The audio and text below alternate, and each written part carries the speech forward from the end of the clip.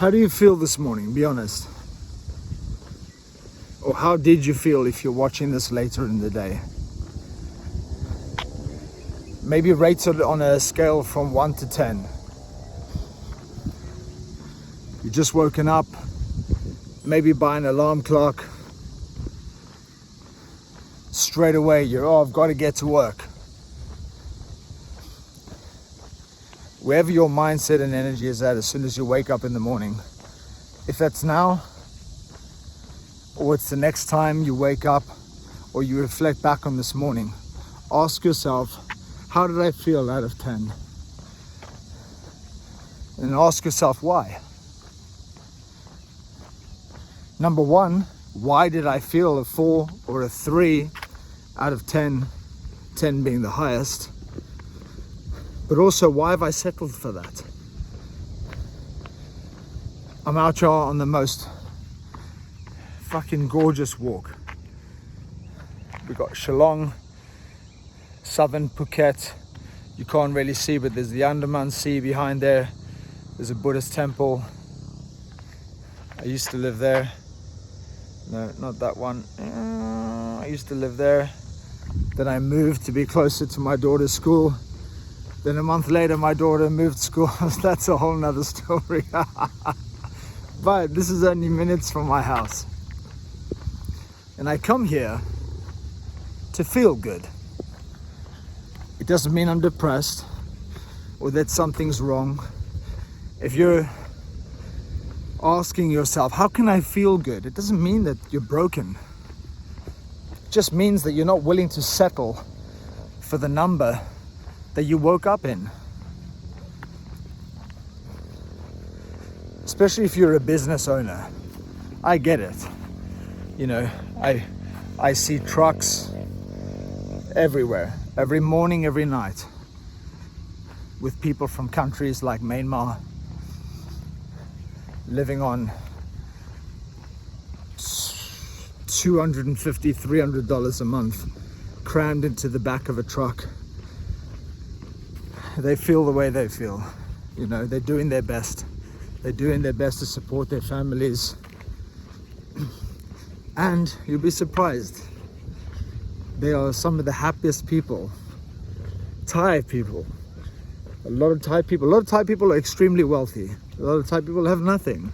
But yet they choose to be happy. It's a choice. It doesn't matter what's going on in the world. It doesn't matter what's going on anywhere on the external. On the news, with your parliament or your government. We get to choose how we want to feel. So when you wake up in the morning, ask yourself, stop, breathe. How do I feel? How do I feel physically in my body? How do I feel mentally? What's going on in my head? How do I feel emotionally? What emotions are running through my body? How do I feel spiritually? Do I feel weak or do I feel strong? Do I feel hopeless or do I feel resilient, powerful? And especially if you're a business owner. If you are a founder or a business owner or even a business leader most of the time, you have autonomy, you have competence, and you have the ability to create a day where you feel good. Look, I've done a lot of things for a lot of people over the years, including helping them have the courage to make decisions in their relationships, to develop the self-compassion to stop doing things, habits and vices that destroy them, get fitter, get healthier, etc. But what I do for everyone that I've ever worked with privately is I show them that there's a better way. And then I give them the tools which they then go and practice. And the end result is to feel good. That's it. Just to feel good. Write out your goals. Write out your top 5 goals. Write out your top 5 values. Write out the 5 things you would love to do today more than anything else in the world. And then ask yourself, why would you choose that? And the answer would be something along the lines of, I want to feel good. It's not fluffy. It's not spiritual. It's life. When you come into this world, it's all a kid knows. I want to feel good. But in school, people in our life, the news, social media, it lies to us and it tells us that life is about more than feeling good. But the reason why people go to church, become religious, find faith, follow Buddhist monks, spiritual teachers, etc., is the same reason. They want to feel good. Sawadee. See that man there? He's out on a walk. Why? Because he wants to feel good. Don't fucking overcomplicate this shit. And if you are your own boss and you don't feel good, and you don't wake up in the morning and feel a 7, 8 or a 9 out of 10, or even a 10 out of 10, what are you waiting for? You're probably, if you're so stuck in your suffering as a business person, you've already written off this message, that's for sure. And you've told yourself, oh, this fucking JP spiritual guy, or this crazy guy covered in tattoos living in Thailand, this doesn't resonate with me. What, feeling good doesn't resonate with you? Wake the fuck up.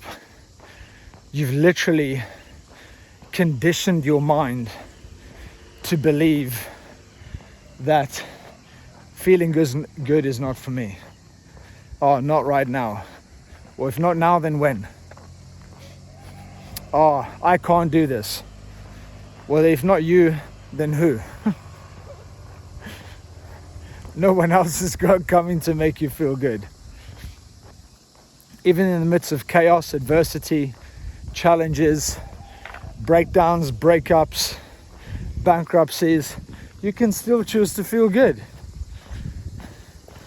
Everyone has that choice. And there are plenty of tools to be able to feel good like that. Like that. Breath work, meditation, journaling exercises, a question. Even if I do say so myself, I'm one of the best coaches, mentors, teachers that there is, because I've been doing it all of my life as a profession for over 2 decades. But I've been coaching myself since I was a kid. And I know the right questions to ask. And sometimes I'll be sitting on Google Meets with a client, or a client will be here in Thailand or in Dubai where I am sometimes, or recently when I was in Bali, and I'll sit down with someone and they'll give me their number.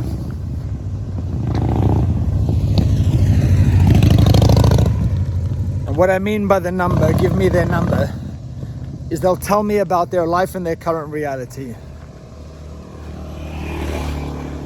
And I'll ask them one question. Not every time, just one question, but sometimes it's one question. And they say, oh my God, that's a good question. I never thought about that. Wow, I'm gonna have to go away and think about that. Because we can only see what we can see. Oh man, I'm gonna have to end this video because I've now left the reservoir. And there's going to be motorbikes and cars coming here, so the sound's not going to be great. One question can change your life. One conversation can change your life. one meditation, one walk, one workout. Trust me, it has happened to me over and over and over again. This is not about living some spiritual life where you're levitating down the street and you're saying namaste to everyone you meet.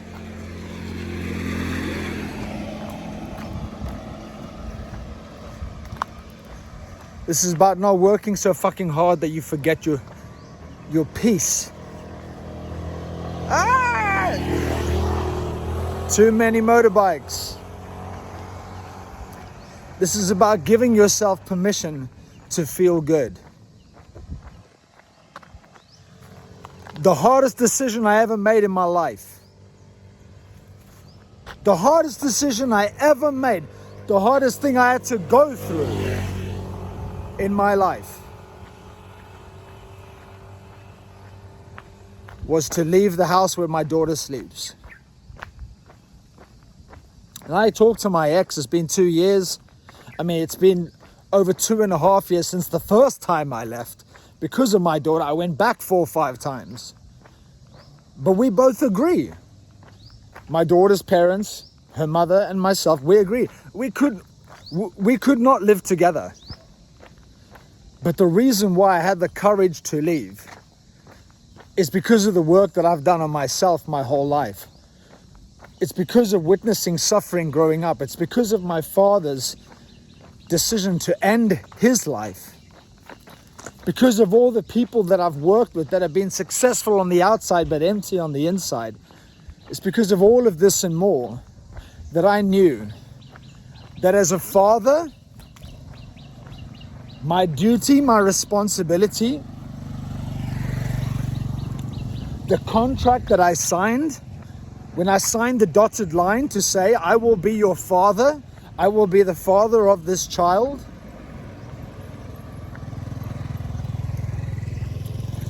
my duty became to make sure that she feels good. And I would almost go as far as saying that my daughter doesn't know what unhappy looks like. She doesn't know what unhappy sounds like. Because I removed myself from a relationship that showed what unhappiness looked like.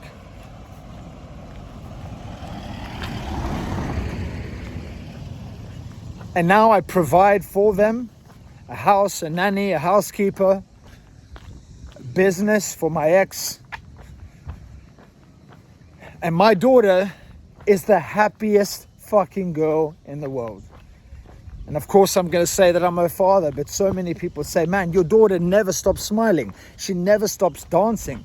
She's always in a good mood. Yeah, because that's the whole fucking point of life. That's the whole point.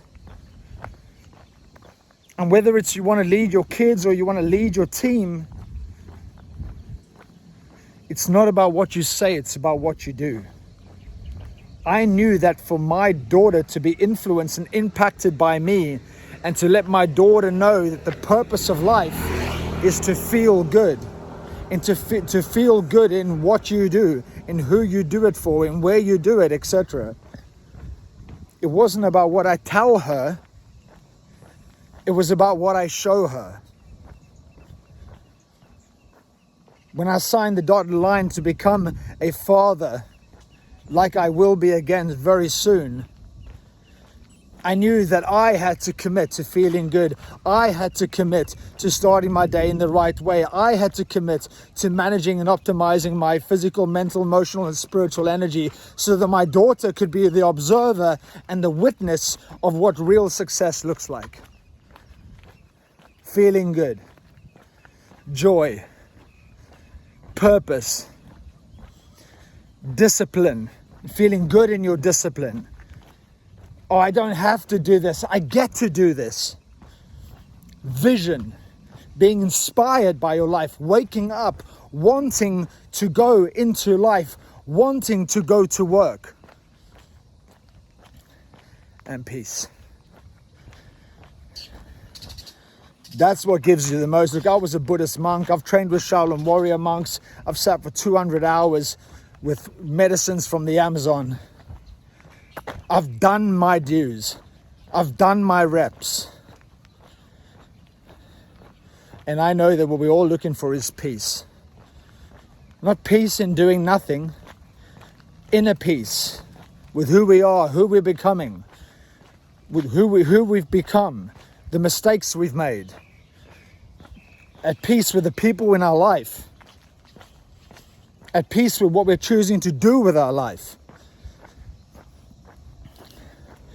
What gives you peace is alignment. Alignment to your purpose.